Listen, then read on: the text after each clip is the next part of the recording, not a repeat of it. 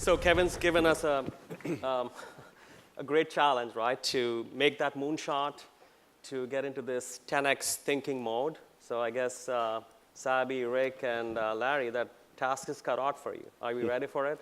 We are, yeah, absolutely. Great.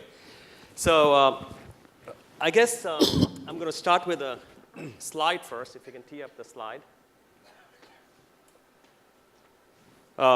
So we've obviously talked about the need for enterprises, the legacy enterprises, to really start thinking out of the box and be willing to challenge the status quo, not be comfortable in their current zone where they are doing okay, not waiting for that other challenges to sweep in from either direction.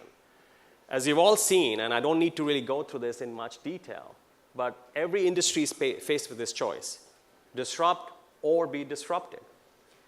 When Blockbuster was doing really well, they had the option to acquire Netflix. What did they do?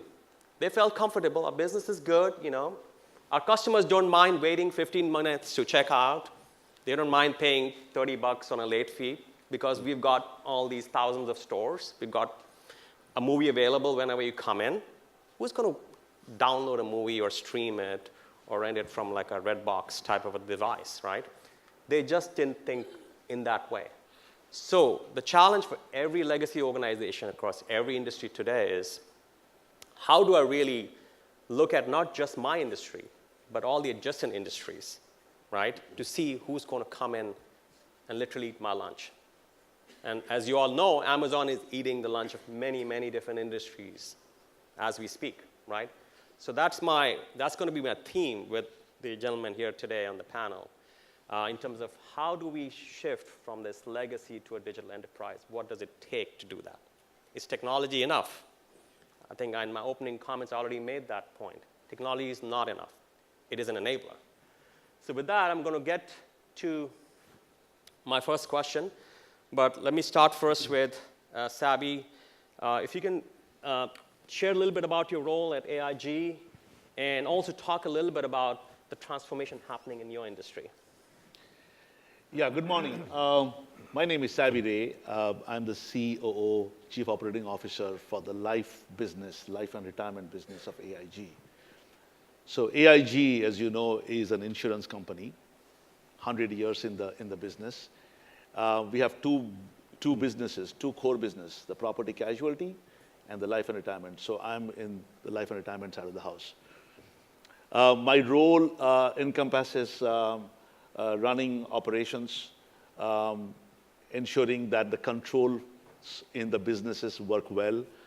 So I interface with the lawyers, the legal, the compliance, the risk, and the audit folks.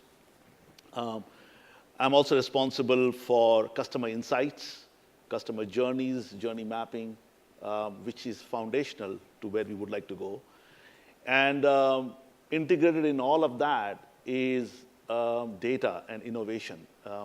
We are looking at data and innovation overall to shape our operations and the control environment. Where I see the insurance industry today is, as we, like every other business, we see that as the millennials come in to buy the products, they are looking for a different experience. They are looking for the same experience as they expect from their mobile phones, their smartphones. So that speed, the simplicity, the ease of doing business is kind of shaping every industry, including insurance. And as you all know, insurance is a very old industry, with legacy platforms and everything old. And shaping that and changing that is a huge, huge challenge for us. So that's kind of the big change we are seeing. The second big change in our industry is from a regulatory standpoint. The insurance business in the past has been sold, not bought by customers. So there were agents and producers who would sell the products. So the regulatory landscape is changing, where they are looking at how the products are being sold. Has the producer and the agent fulfilled their fiduciary responsibility to sell the products? and whether they're holding the insurers accountable to make sure that the product has been sold right and delivered right. So there's a lot of pressure on the insurance to do the right thing for the customers. So these are two big changes, the customer side as well as the regulatory side. But overarching all that is this data. AIG, like all insurance, has got a lot of data. So how do we leverage data, and how do we take the data and use that to really make the right product and the right delivery to the customer? So these are kind of the three big things which are shaping our industry. So Rick, you come from healthcare, right? Yeah. Another legacy industry steeped in a lot of. So just a little bit of background, and you know, when we talk about digital transformation, and to me, it's been going on for a while. In 2000, I came out here with an internet company, and I helped change the way people shop for real estate on the internet with Realtor.com. So it was even that early, digital and transformations were coming, and things like 3D, being able virtual walkthroughs. And so when I think about, you know, transforming industries and digital, you know, while everything is changing fast, I want to remind everybody, because we've all sort of been living through this for a while as it's matured. I spent 8 years at Sony Pictures Entertainment as CIO, and so during those years it was, you know, VHS had already passed, but then it was the DVD, and then it was high def, and then it was the Blu-ray wars, and then it was the streaming. So the impact that digital has had on the entertainment industry, you know, has been very progressive and continues to be. The whole Netflix and what's going on, you know, with content at this point. And 8 years ago, I jumped into healthcare. And I noticed healthcare was not one of the ones that you had on the vertical for big changes. I intentionally kept your verticals out of that slide. Yeah, well, you know, if you look at the changes and the pace of change, I think we can, the healthcare is a bit of a tortoise versus the hare. So healthcare still has a lot of opportunity to catch up. But there are a lot of changes going on in healthcare. And I think the fact is healthcare is so big in this country and has such a big impact. But we are seeing changes. So if you start with kind of the Amazon effect and what's going on there, and Amazon, you know, comes up earlier, Kevin had mentioned it, it's creeping now into healthcare.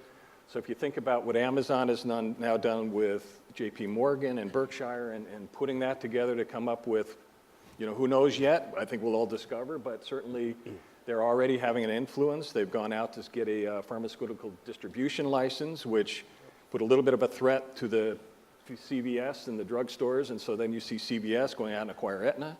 So big transformational type business model changes are starting to occur, and I think, you know, Amazon certainly is having a push and a drive in some of that.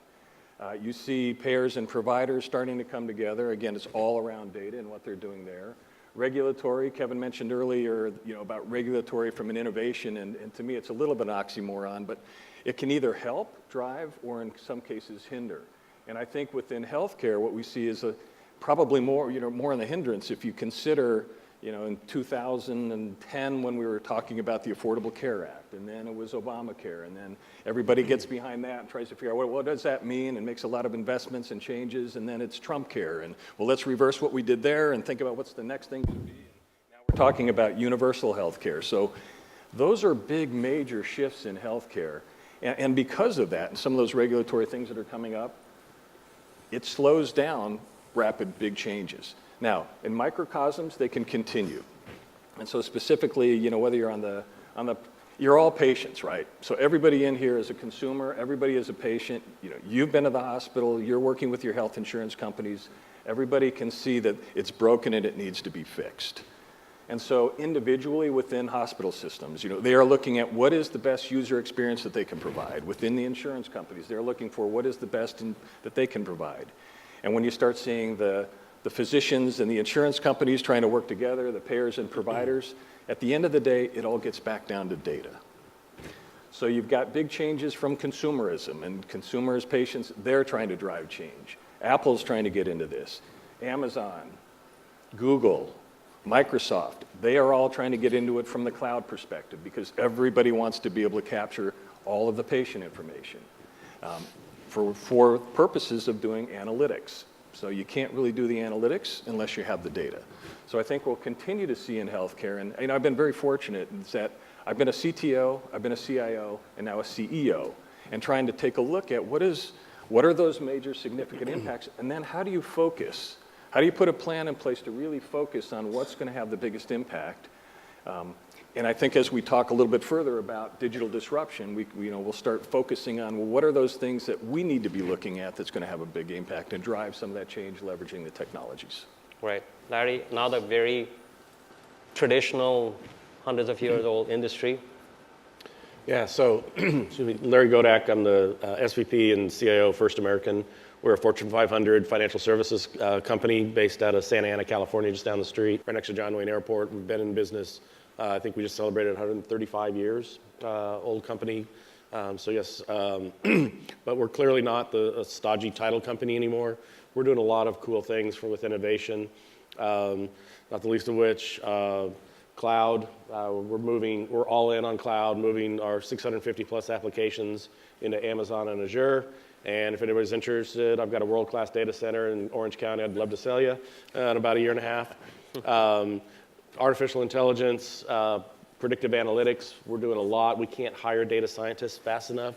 But now we have a whole decision sciences organization that is teaming up with corporate IT on how we can spot fraud in a real estate transaction, how we can reduce claims, how we can do automated underwriting, the first time in industry, which gets the president of the underwriting division a little shaky, but he's on board. What else? RPA, robotic process automation. I am very, very bullish on RPA, and I think that's real here now. A lot of the other emerging disruptive technologies, like blockchain and others, I think that's great for the future.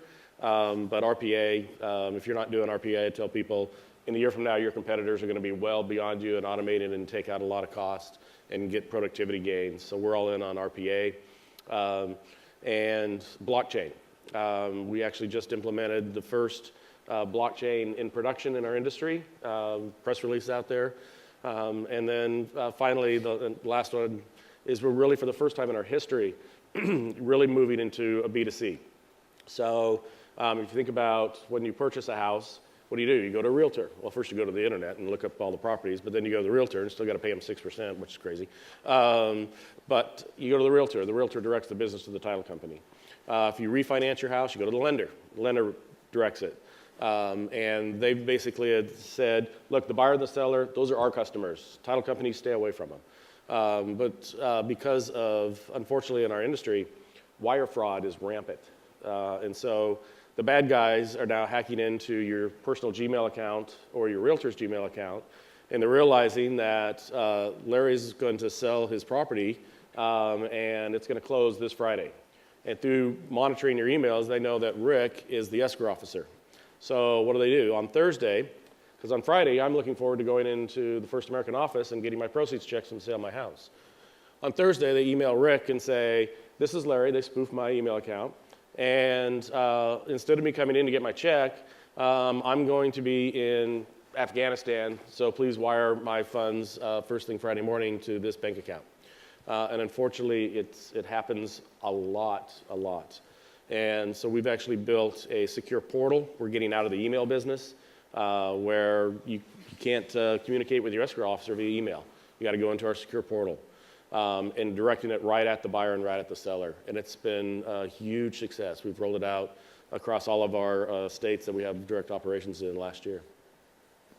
Great, thanks, Larry. I think a very good segue into my next question around the technology enablers. As I was saying, I think as we are moving on this journey of digital transformation, I think there are three key components, and we'll go through them. The first one, obviously, is a technology enabler. We're seeing the pace of change of technology, increasing and accelerating, right? New technologies, new buzzwords come out every year, every other year. We're going to start seeing 5G now become part of the common lexicon.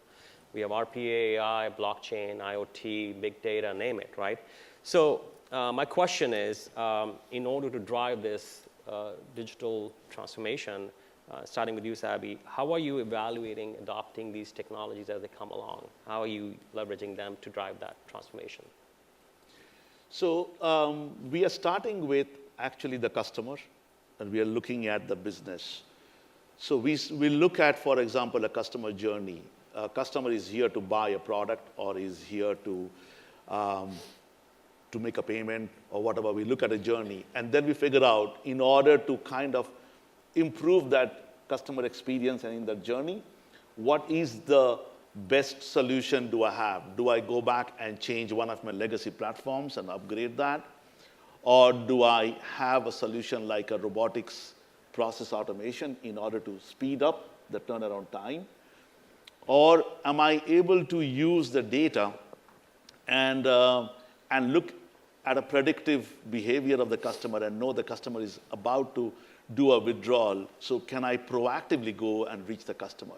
So I think we start looking at from a customer journey and from a customer expectation and the outcome we want. And that kind of drives the solution. There are multiple solutions.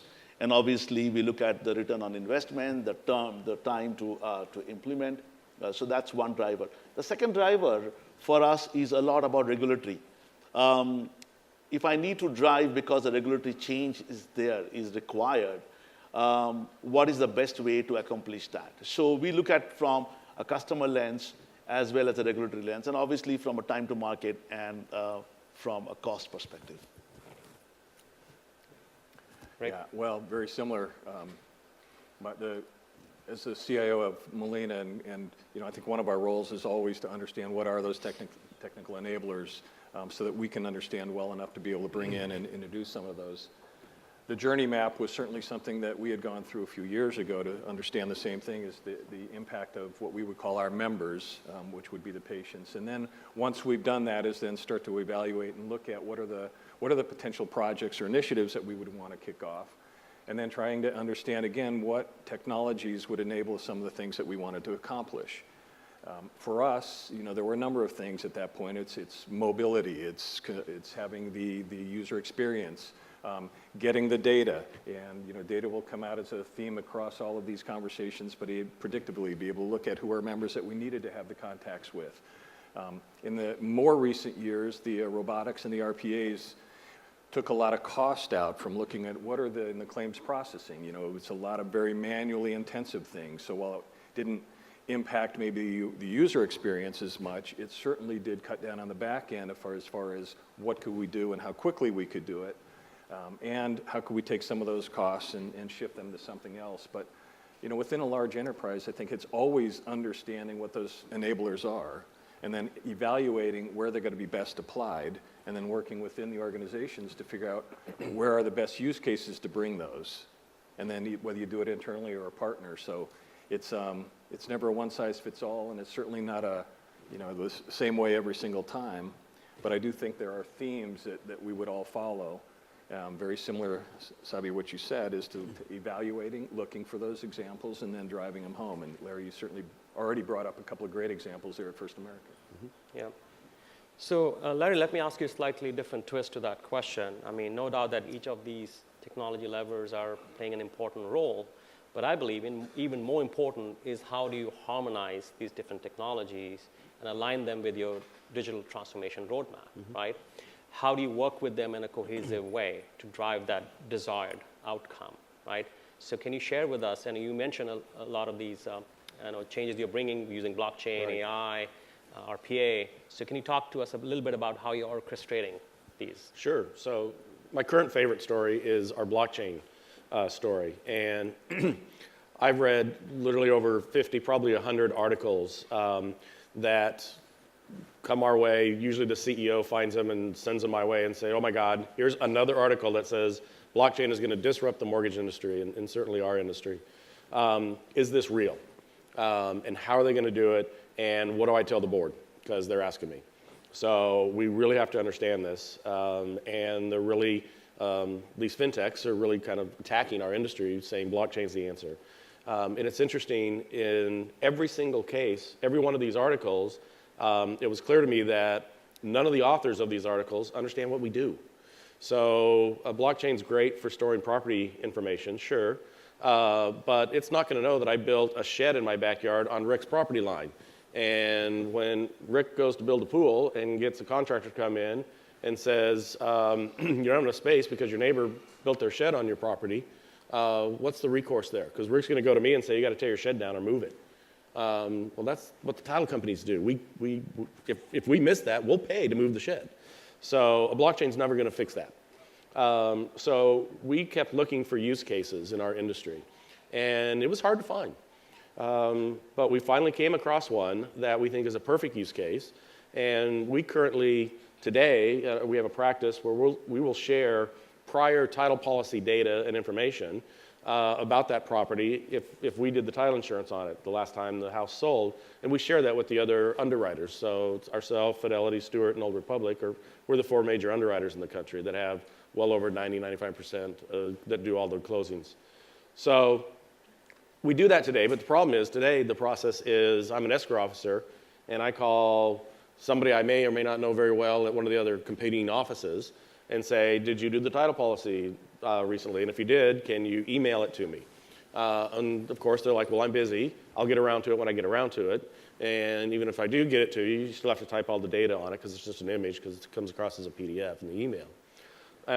And we don't compete on the street for that business. You've already got the deal. So it's something that we don't compete in.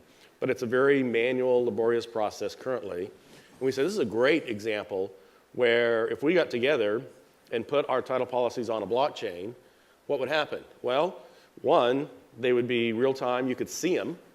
So you know exactly who did that last policy. We'd have the data stored on it, so you could electronically pull the data directly into your title production system. So it increases productivity, saves time.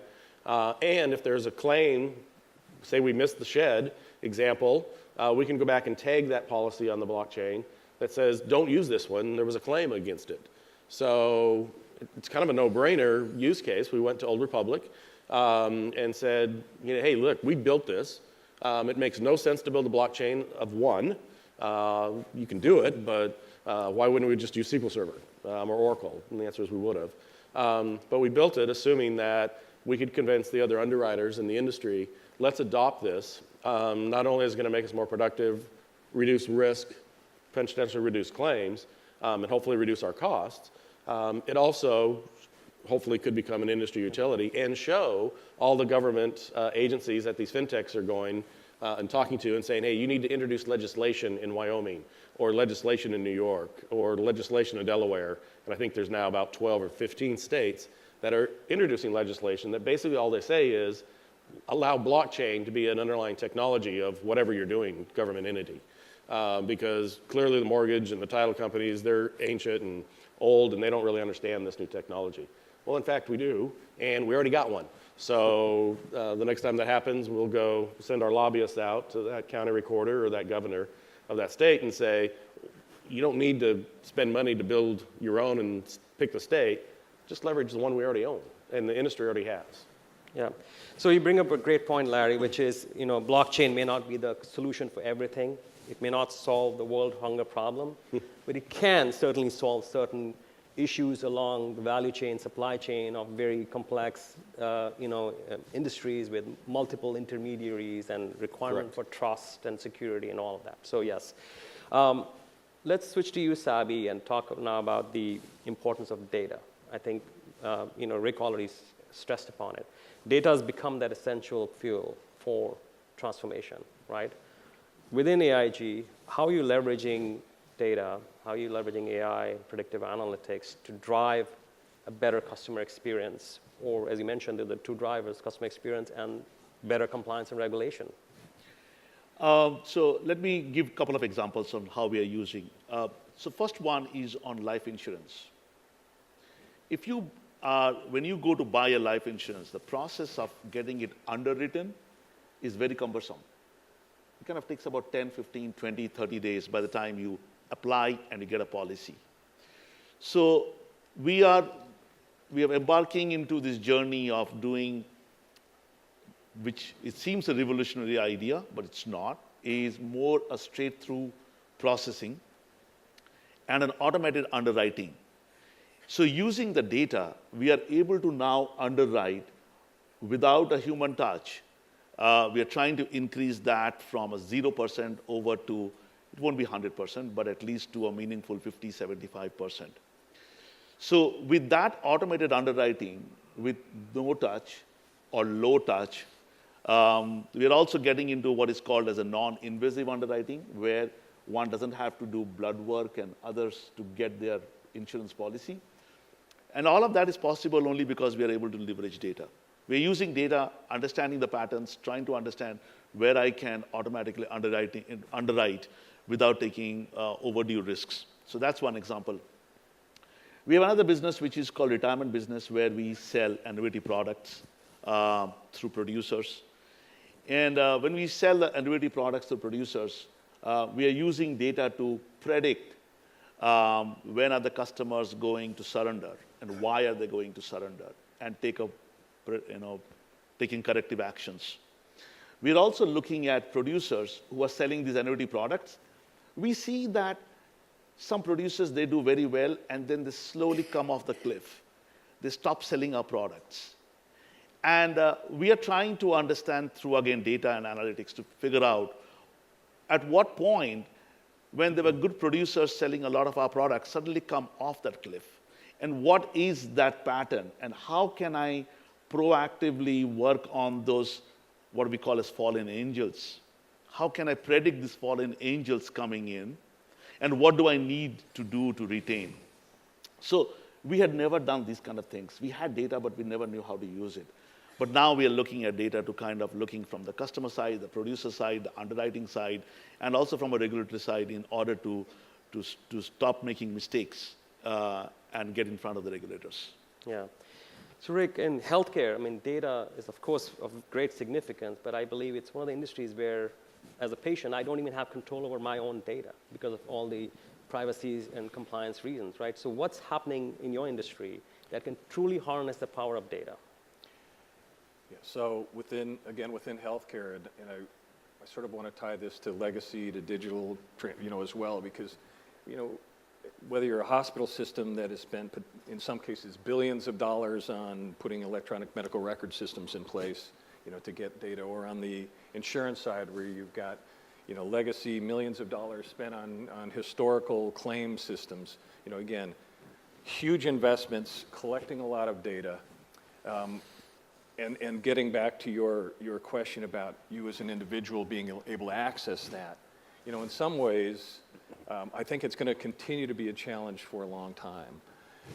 Within a single health system, you probably, whether you're with Kaiser or if you're with Aetna, or within a system, you can get that, and everybody's starting to move towards that kind of a goal. The problem is when you leave one system to another, all of your data sitting over here is no longer available over here. So you as an individual now have to go through all of that again.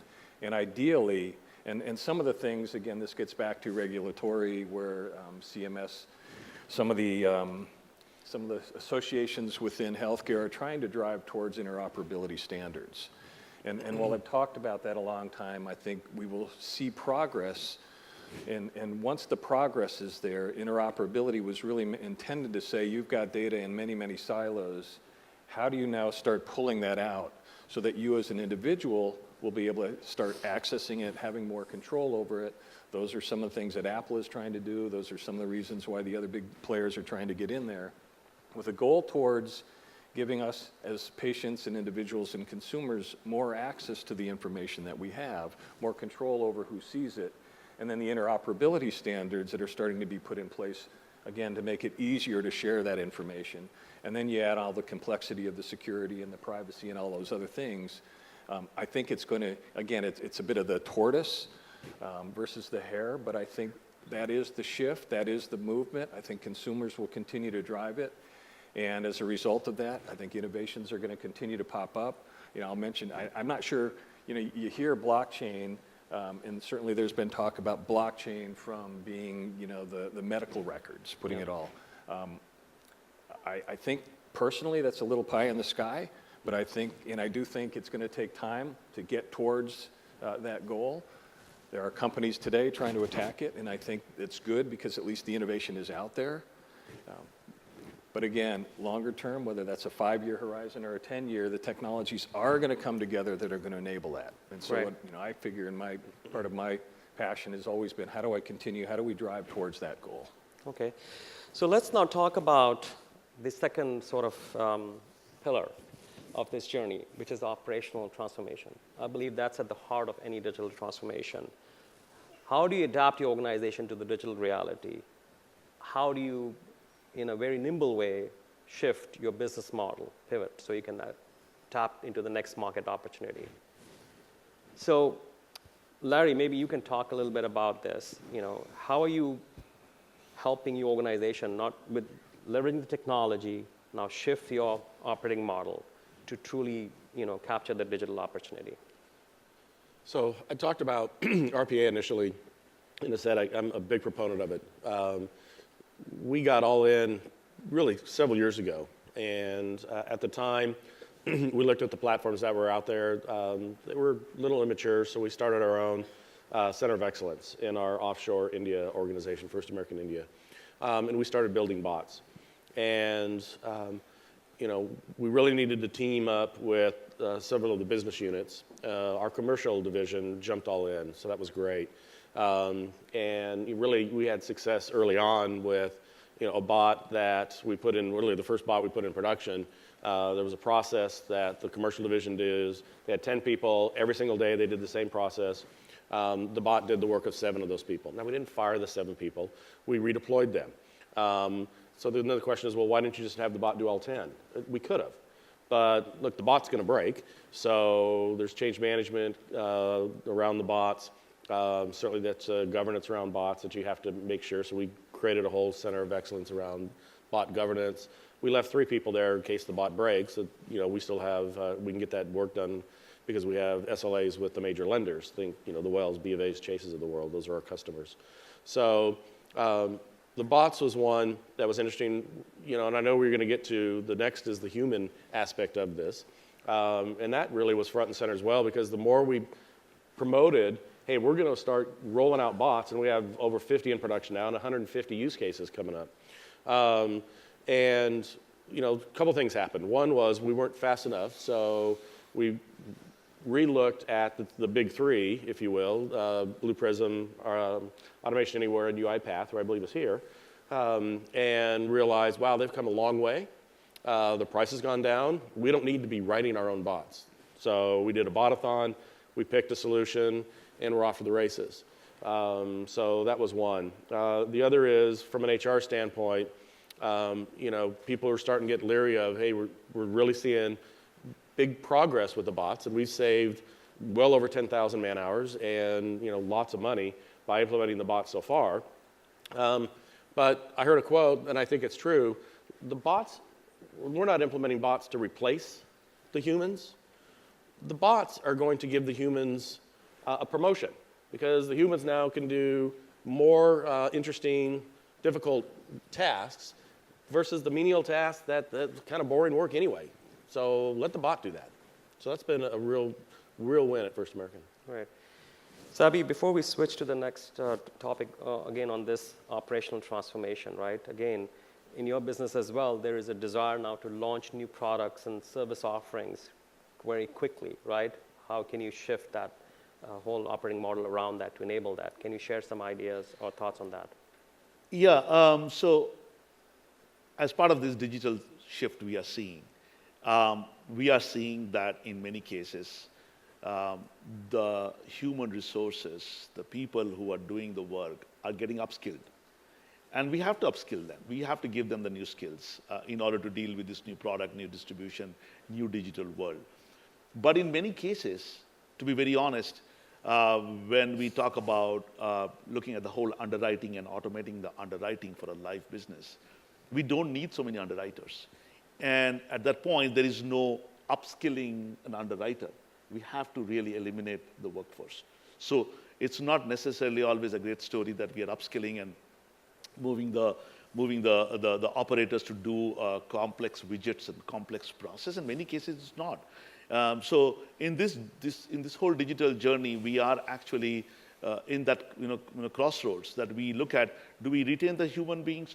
Do we upskill them? Do we keep them because our volumes are growing and so backfilling and reuse, or are we going to eliminate?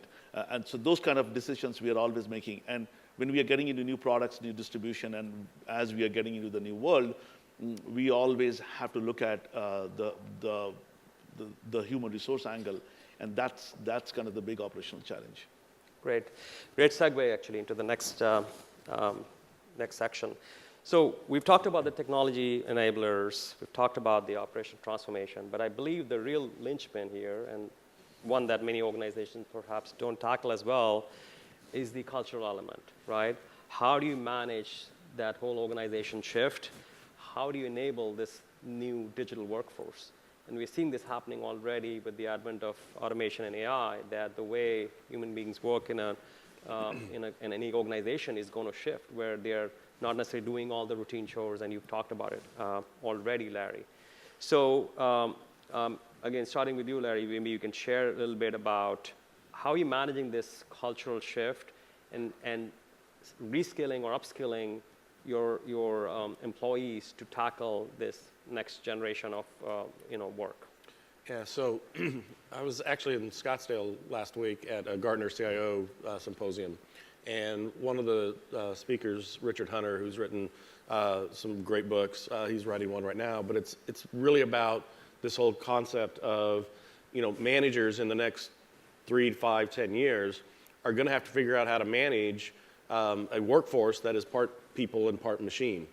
And how do you get from here to there? And if you're not thinking about that as a manager, as an executive today, you need to start, because it's going to happen.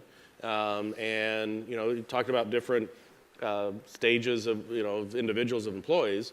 Some are going to embrace working next to a robot. Some are going to hate it and reject it. And so how do you manage in that? What we're doing now is, starting to have those kind of conversations with HR, bringing HR in, but kind of on the data side and then also on the human digital side, we've really partnered with our underwriting department. Again, a lot of attorneys and very risk adverse. We don't want to have a bunch of claims. So, but we've pulled them into the conversation with our decision scientists group, and really looking at all the data that we have. We have 6.5 billion with a B images of property information. So we have the largest repository of mortgage and property information. What can we glean from all that? And why are claims higher in Maricopa, i.e. Phoenix, versus LA, versus Riverside County? Why do we spend the same amount of time, manpower, processing a mobile home, which is $100,000, where the person who's buying it has got great credit, the loan to value of that mobile home is fantastic, and yet we spend the same amount of hours working on that to get the title policy done as we do issuing a title policy on like the new LA Rams stadium. It makes no sense. So there's different risk profiles, and by partnering and pulling in the underwriting group, the head of underwriting, who sits just a couple doors down from me, he's all in.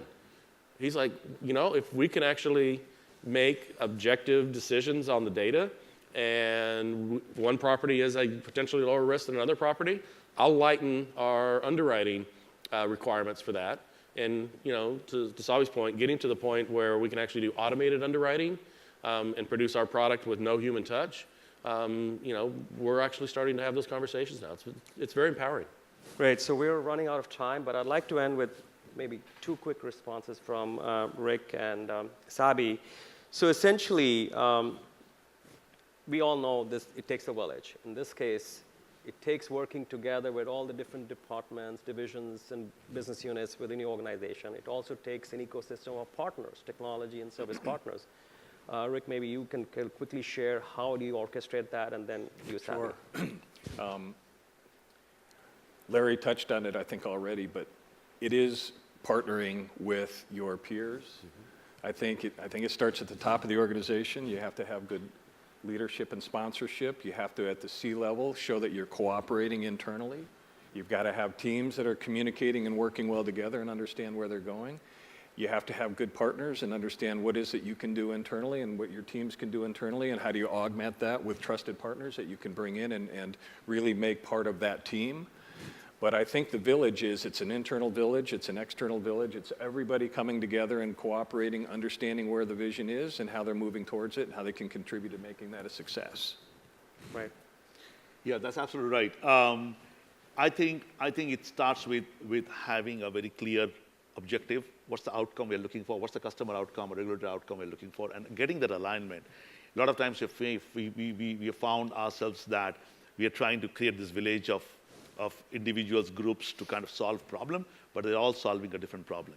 So getting that alignment, getting the sponsorship, getting the teams, the right teams. And I joke with the CIO of my team that, I say that you are a chief integrator officer because you are really integrating a whole bunch of solutions to meet one of the customer need we have got. So it is just getting everybody aligned, getting all our partners together, having a common goal, having a common sponsorship, and drive a change. And then go back and measure to see that it has made a difference. Thank you all. So as you all heard, digital transformation is a journey. You need a roadmap. These are some of the key 3 elements that you need to have in mind as you go through this journey and work with your partners and your own internal stakeholders in a very business-aligned way. So with that, thank you very much. Thank you.